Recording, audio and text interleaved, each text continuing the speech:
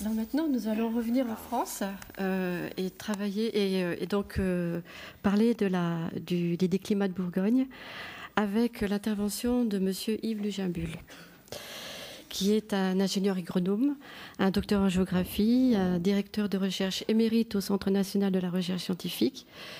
Il cumule un nombre de présidences absolument incroyables. Je précise quand même de façon qu'il est co-rédacteur de la Convention européenne du paysage et lauréat 2013 du prix Édouard Bonnefou de l'Académie des sciences morales et politiques pour son ouvrage paru en 2012, La mise en scène du monde, construction d'un paysage européen. Alors aujourd'hui, il va nous restituer sa réflexion sur comment on évalue cette valeur patrimoniale dans le cadre d'une économie de terroir. Nous avons vu tout à l'heure l'importance des évaluations des critères marchands et non marchands. Eh bien, Monsieur Yves Luginbull va nous entraîner dans cette aventure et essayer de préciser comment on peut caractériser ces critères non marchands, cette importance du bien-être généré par la qualité patrimoniale et paysagère des lieux. Et bien sûr, il va étayer son propos en s'appuyant sur l'exemple de la candidature UNESCO des climats de Bourgogne. Nous l'écoutons. Merci beaucoup Myriam, merci à Christelle Leprel, à Aubert de Vilaine, Guillaume d'Angerville, etc., à l'association à laquelle j'ai apporté mon concours en réalisant l'analyse comparative, pour laquelle nous avons comparé les climats de Bourgogne à 40 biens différents. Ce n'était pas une mince affaire, en entrant par différentes entrées, les vignobles, les parcellaires, les appellations d'origine protégées, etc.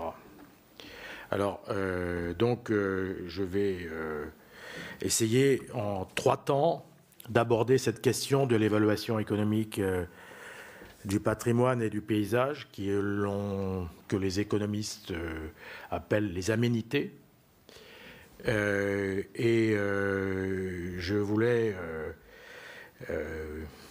puisque j'ai fait ma thèse sur le vignoble de Bourgogne, et j'ai travaillé sur précisément les valeurs que les populations attribuent à ces paysages, je vais aborder cette question par la question du bien-être, qui a été abordée tout à l'heure par M. Schwartby.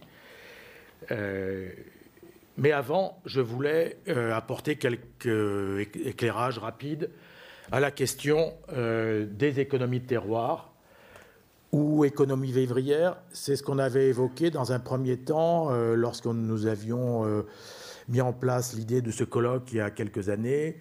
On avait même centré le colloque sur l'évaluation économique du patrimoine et du paysage, et puis on l'a élargi aux économies de terroir, tout en gardant quand même cette dimension d'évaluation économique qui me semble fondamentale. Je rappelle qu'il y a 570 millions d'exploitations agricoles dans le monde, dont 500 millions d'exploitations familiales. Et ça représente 80% de l'agriculture des pays les moins avancés, ce qui est considérable. On l'a vu tout à l'heure pour la Colombie. Mais je pense qu'on pourrait retrouver ceci dans de très nombreux pays. Et ça ne comprend pas encore, par exemple, les jardins familiaux, qui sont extrêmement importants, en particulier en Europe centrale, là où l'économie soviétique avait oublié que l'agriculture s'était faite pour manger.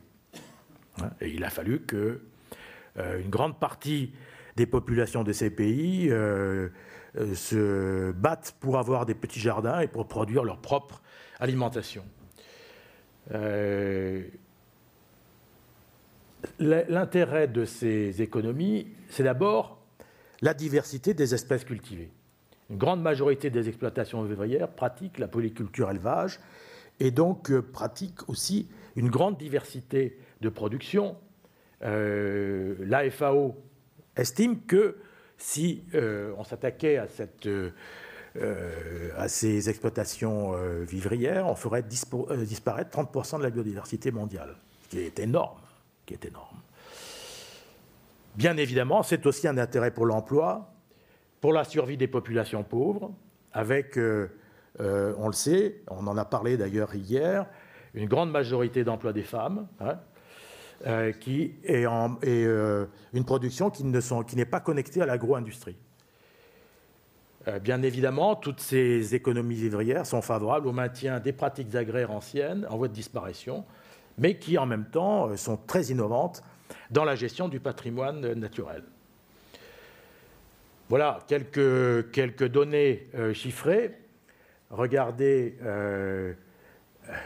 72% des exploitations familiales dans le monde ont moins de 1 hectare. Hein, vous voyez, et regardez, celles qui ont plus de 20 hectares, c'est 2%.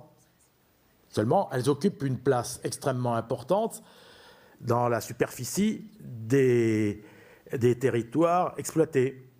Il se trouve que j'ai travaillé pendant assez longtemps en Andalousie, en Espagne. Et bien là, on savait très bien que 3% des exploitations agricoles possédaient 80% de la terre.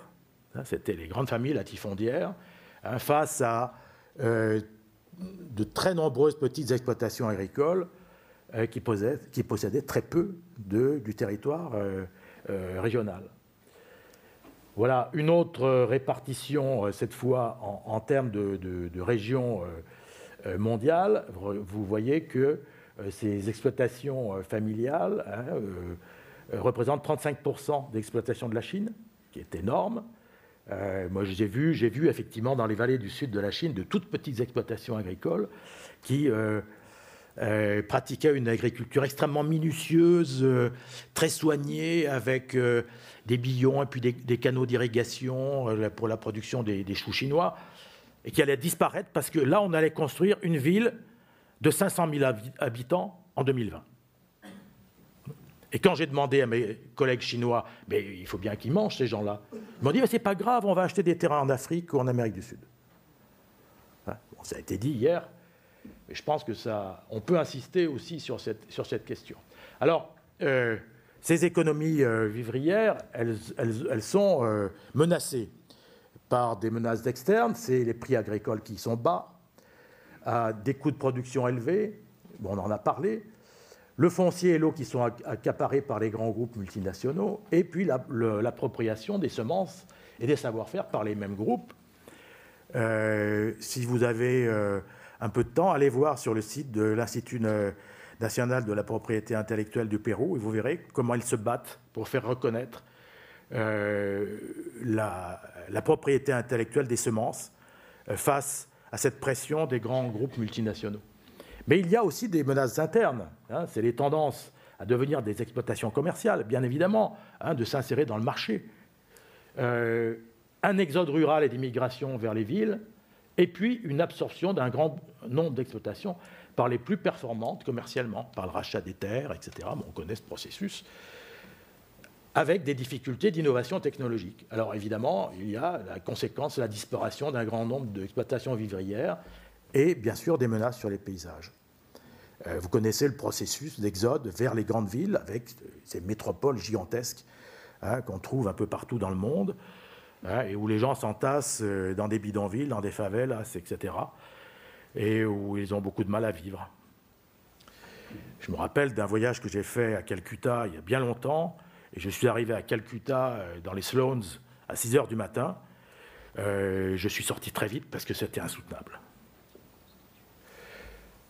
Alors, les économies de terroir, elles sont différentes des économies vivrières. Ce n'est pas toujours de la polyculture, c'est souvent de la monoculture. On voit bien le vignoble bourguignon en particulier. Il ne faut quand même pas oublier qu'il a été aussi un territoire de polyculture-élevage avant 1950, lorsque les vignerons se sont spécialisés. Le concept d'économie de terroir, c'est un modèle normatif qui correspond à une agriculture dotée d'appellations d'origine protégée, avec un modèle complexe, ou avec un modèle complexe ou élargi aux dynamiques du rural, marqué par le développement des fonctions résidentielles et touristiques. On l'a vu, mais ce sont des économies intégrées dans le marché, en particulier dans les pays développés, moins dans les pays les moins avancés. Alors, qu'évalue-t-on quand on évalue ces économies? Si c'est l'économie elle-même, les méthodes classiques, elles peuvent suffire, même si elles sont de plus en plus critiquées. Si c'est le patrimoine ou le paysage, les méthodes classiques ne suffisent plus parce qu'elles cherchent à donner une valeur monétaire à un bien non marchand. Je fais allusion à la communication très intéressante de M. Strausby tout à l'heure. Alors, les méthodes des économies classiques sont désormais critiquées parce qu'elles se fondent sur la notion de préférence qui n'est pas pertinente pour les aménités. Pourquoi ? Parce que les préférences ne rendent pas compte des représentations sociales du patrimoine et du paysage, qui sont complexes, qui sont des catégories d'analyse de la sociologie, de l'anthropologie, etc., et qui se déclinent à multiples échelles. Une échelle globale, une échelle locale, une échelle individuelle. Bon, je ne vais pas rentrer dans le détail, on n'a pas trop le temps, mais je vous renvoie, vous pouvez aller sur Internet, sur mes publications, et vous trouverez des publications qui détaillent cette question. Alors, l'économie des aménités, elle s'est développée à partir de l'intrusion des questions environnementales, le changement climatique, l'érosion de la biodiversité. Alors, le paysage, un peu plus marginal. Bon, il se trouve que dans un des programmes que je préside au ministère de l'Écologie, on a travaillé sur cette question-là. Alors, les économistes adhèrent bien sûr aux théories de l'offre et de la demande, avec les préférences, mais j'en connais un certain nombre, ils lisent assez peu les publications des autres disciplines, et en particulier des anthropologues, des sociologues, des géographes. Et je regrette beaucoup que la géographie économique ait un peu disparu du panorama des disciplines scientifiques, parce qu'elle apportait une dimension assez originale. Alors, l'économie des aménités, elle est fondée sur le bien-être, la question du bien-être, la mesure du bien-être, qui a d'abord été assimilée au PIB. Alors, il y avait ce problème du PIB, produit intérieur brut. Alors, il y a eu le célèbre épisode de l'Exxon Valdez qui s'est échoué sur les côtes de l'Alaska et qui a pollué toutes les côtes de l'Alaska, mais on s'est aperçu que le PIB avait augmenté parce que les activités de dépollution ont permis de faire augmenter le PIB. Alors évidemment, on s'est posé la question, bon, si le PIB augmente, ça veut dire que le bien-être augmente en cas de pollution des côtes. Évidemment, c'était un vrai problème.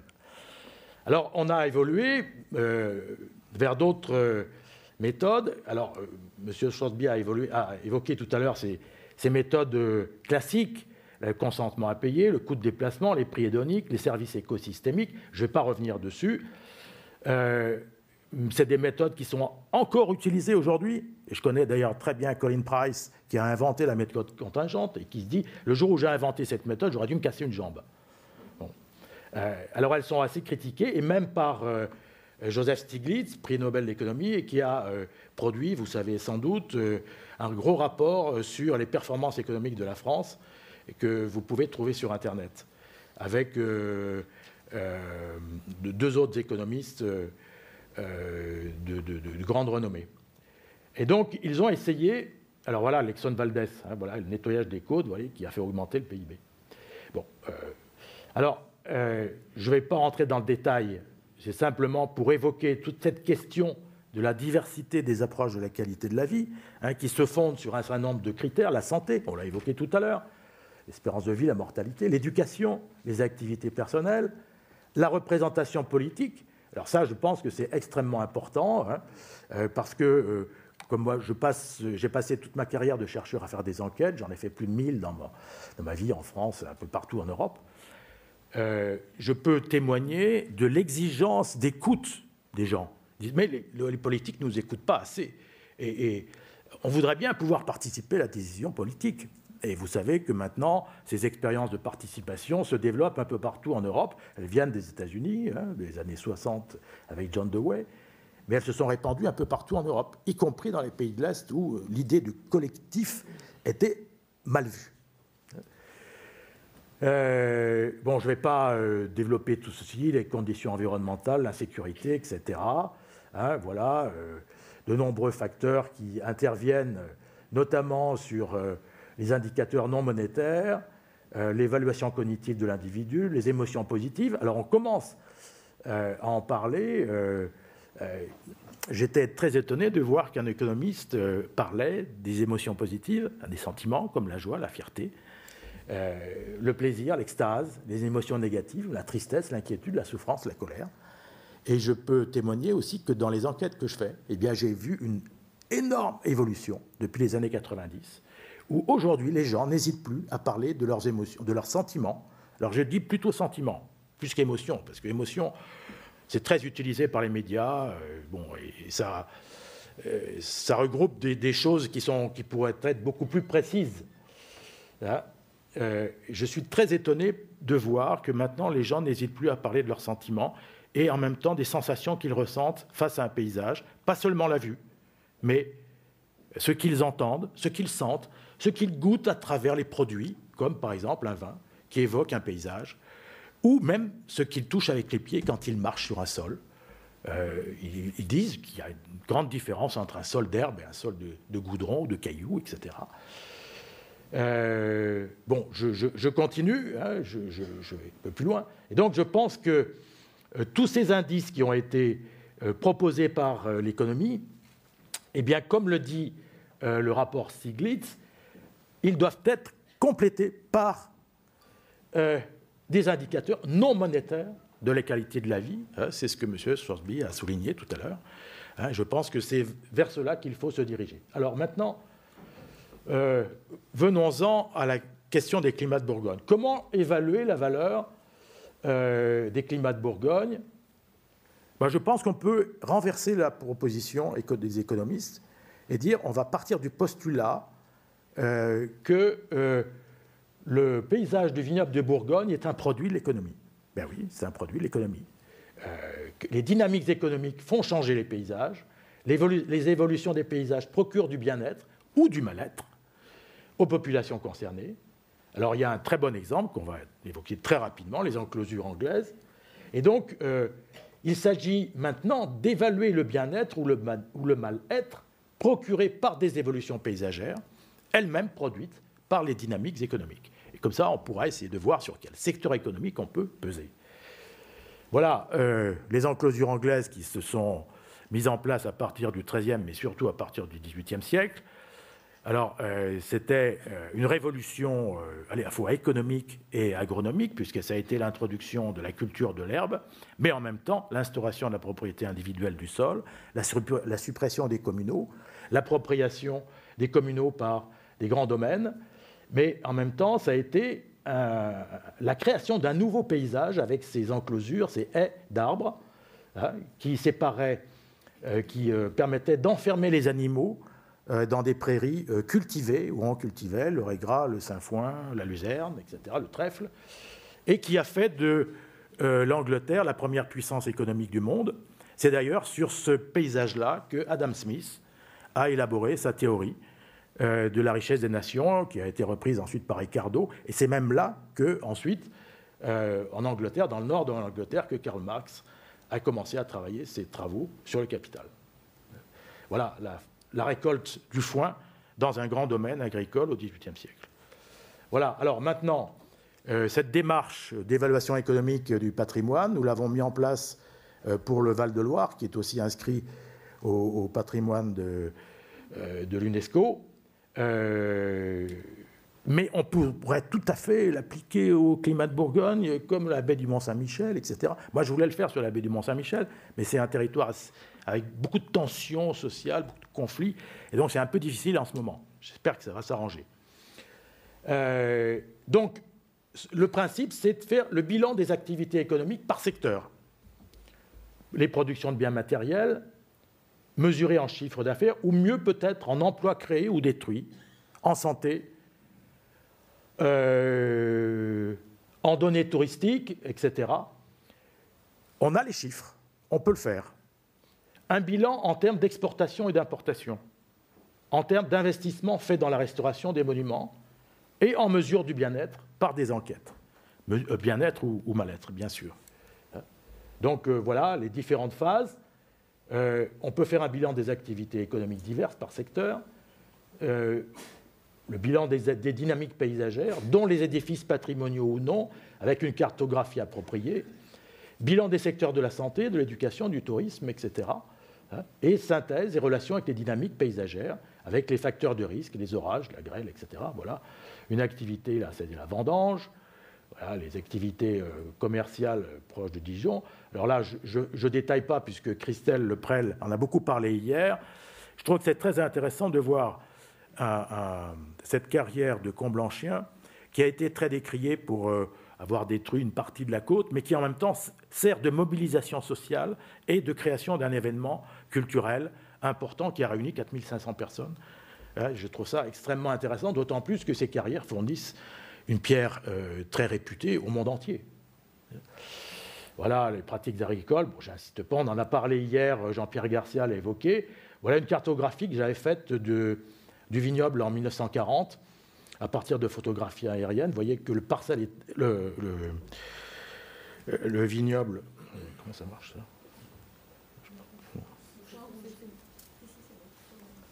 Non, ça ne marche pas. Ah oui.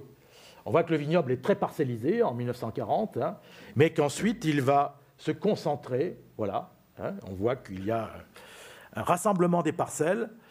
Hein, bon, j'aurais pu utiliser des données plus récentes, mais c'est assez difficile d'accès à l'IGN et il vend ces photos aériennes un peu chères. Bon, voilà, les risques météo, on en a parlé hier, on a parlé de la grêle, il y a les orages, etc. Et Dieu sait si le vignoble bourguignon a beaucoup souffert ces dernières années. Bon, évidemment, ça évoque la question du changement climatique. Bon, est-ce que les bourguignons vont être obligés de remonter vers le nord ? Non. Hein, s'installer, je ne sais pas, en Bretagne ou en Angleterre ? Non. Je ne pense pas, quand même. Non. N'est-ce pas, monsieur d'Angerville ? Alors, la phase 3, c'est les enquêtes auprès de la population, avec des enquêtes individuelles, ou bien par focus group, avec des lectures collectives sur des itinéraires choisis, selon les dynamiques paysagères constatées. On sait faire ça. Hein, moi, je connais beaucoup de gens qui font ça, des jeunes paysagistes maintenant, des jeunes chercheurs. Hein, ils font ça. Et puis, bien évidemment, la transcription des enquêtes, avec un traitement, avec mise en relation avec les dynamiques paysagères, et identification des espaces procurant le bien-être ou le mal-être. Voilà, on peut faire ça. C'est pas compliqué et on l'a proposé pour le Val-de-Loire. On attend les résultats de l'appel d'offres. Croisons les doigts pour que ça marche. Et puis un bilan général sur la période considérée, en comptabilisant les gains et les pertes en emploi, etc., en santé, bon, les différents, par secteur d'activité, en chiffre d'affaires, en emploi. Et il faut séparer les secteurs d'activité pour les mettre en relation avec les dynamiques paysagères. Bien sûr. Voilà. Alors on peut aussi travailler sur les indicateurs par exemple, linéaires de haies à raser, d'arbres abattus, les surfaces artificialisées. Tout cela, on sait très bien faire. Même sur les milieux naturels et agraires, on a des comptages d'oiseaux, on a des espèces endémiques sur la côte bourguignonne, la progression de la forêt, du maquis sur les montagnes, etc.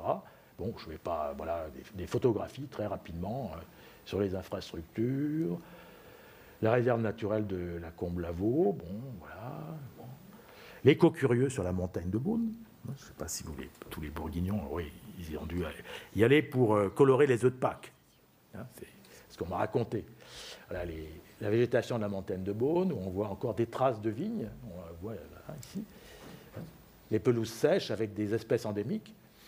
Bon, tout ceci fait partie du patrimoine naturel de la côte de Beaune. Alors voilà, on peut calculer tous les effets sur les milieux et les paysages, hein, avec la restauration des édifices. On sait très bien faire ça. On a les données chiffrées, hein, les estimations par les chiffres des entreprises de maçonnerie et de restauration. On peut la voir. Moi, j'ai vu des exemples en Provence, à Côte d'Azur, où un économiste qui s'appelle Laurent Dalmas a travaillé. Il a fait des calculs très précis. Voilà, je passe sur les édifices, évidemment. Voilà. Hein. Voilà. Vous connaissez tout cela. Voilà, le petit patrimoine rural avec les cabottes au milieu de les cabottes, les petites chapelles, etc. Voilà. Et le bilan général qui permet de confronter le bilan des activités, les effets sur les paysages, les effets sur leur bien-être, et le bilan général des dynamiques paysagères qui renvoient aux dynamiques économiques, hein, sur lesquelles on va pouvoir peser pour dire, ben voilà, il faut infléchir telle politique dans tel sens, hein, pour pouvoir rectifier les effets de ces, positifs ou négatifs d'ailleurs, hein, de ces politiques. Voilà. Donc, je pense qu'évaluer le patrimoine des climats de Bourgogne, c'est effectivement contribuer au bien-être des populations et des visiteurs. Hein, c'est par là qu'on peut essayer d'accrocher cette question de l'évaluation économique, identifier les dynamiques économiques qui apportent ce bien-être, agir sur les secteurs d'activité qui participent à ces dynamiques, créer de l'emploi, favoriser la biodiversité, améliorer la santé des populations, etc., etc. Voilà, je pense, c'est une approche que j'espère voir se développer. Et je connais pas mal de jeunes économistes hétérodoxes qui sont tout à fait d'accord avec ce type de méthode et qui essayent de le mettre en place sur différents terrains. Je vous remercie de votre attention.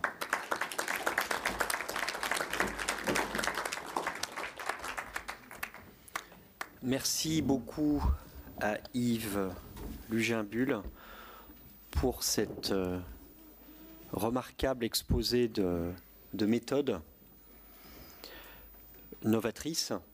Et voilà encore ce que porte ce dossier dans cette volonté d'approcher la question de l'économie des territoires et la mesure des aménités.